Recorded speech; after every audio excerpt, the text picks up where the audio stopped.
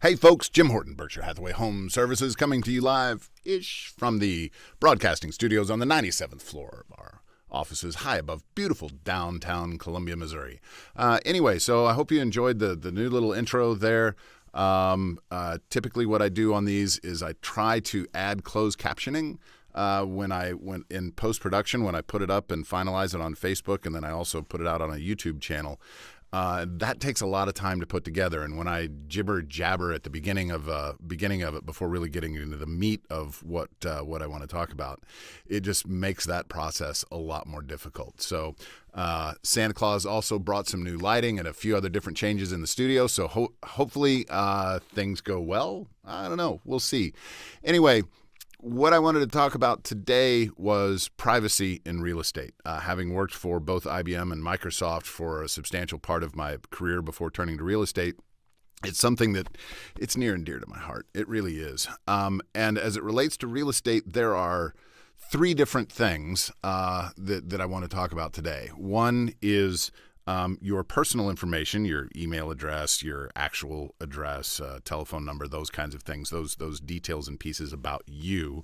The privacy around the transaction itself, in terms of the parcel and all of those kinds of things. And then the third piece is relative to your individual privacy requests as it relates to individual marketing efforts that I might like to do as a small business person to help promote my business and keep myself afloat and bread on my kids' table. So starting off with the first one, the PII, the personally identifiable information. Those of you nerds out there who have worked in information technology understand that and knows what it means. And basically what it is, it's those details and those things about you individually that identify you. Your name, your phone number, your physical street address, those kinds of things. We have, and there's out on my website, there's a link to a privacy policy that explains what we will and won't do with that information. If you want to go read it, by all means, please go do. Let me just summarize it very quickly here. Information that you give me about yourself stays with me and only with me. I will only share your information as needed to move a transaction forward, and will never give your information to anybody else for third-party marketing type stuff. The only time that I might hand it off to someone would say be for a home inspection or any of those kinds of things if those individuals need to get a hold of you. And typically the way we would work that anyway is I would give you the information and you reach out to them. So that it's not me who's the one who is responsible for handing off your information. So that's one, your personal information. The other one is the details around the transaction itself. Now, details in terms of the actual contract pieces, purchase price, those kinds of things, no, I will not divulge that information to anyone who is not party to the transaction. It's not their business. They don't need to know.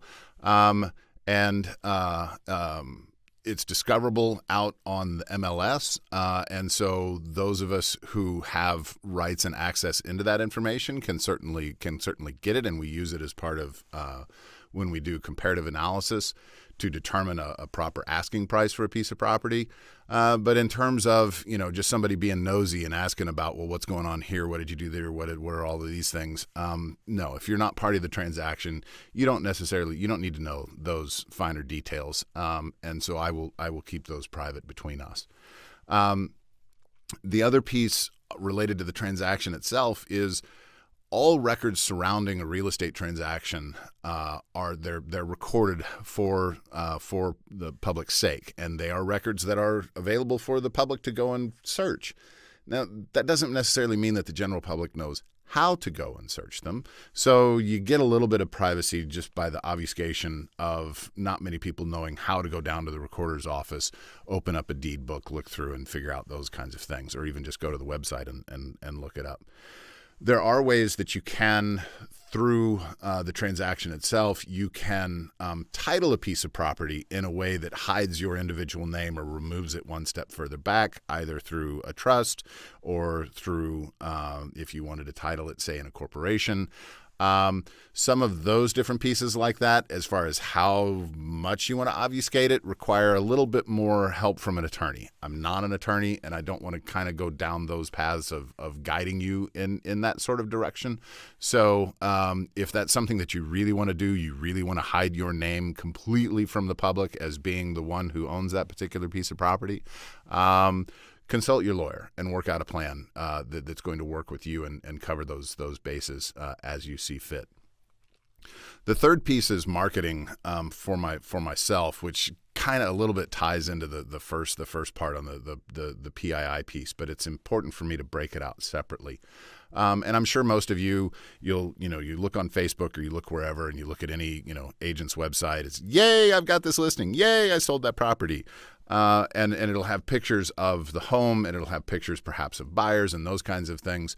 I recently had a transaction for a notable piece of property, and the buyers did not want any of that and specifically requested that I not do that. So that's why when you look at my webpage, you don't see anything about that one yet. At some point, I'm hopeful that I'll be able to do some of that stuff. But the point of it is, if you don't want a picture of your new home on the internet on my webpage, if you don't want a picture of yourself personally, if you don't want to be identified individually, by all means, that is completely and wholly within your right to tell me how to leverage those.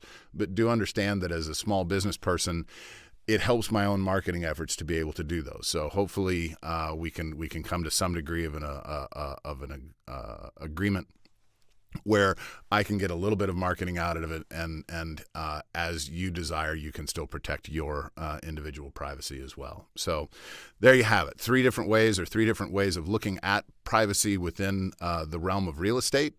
And what I'm going to do with the production schedule moving forward is I will have like a small series or a small segment of related videos about a particular part of the real estate business.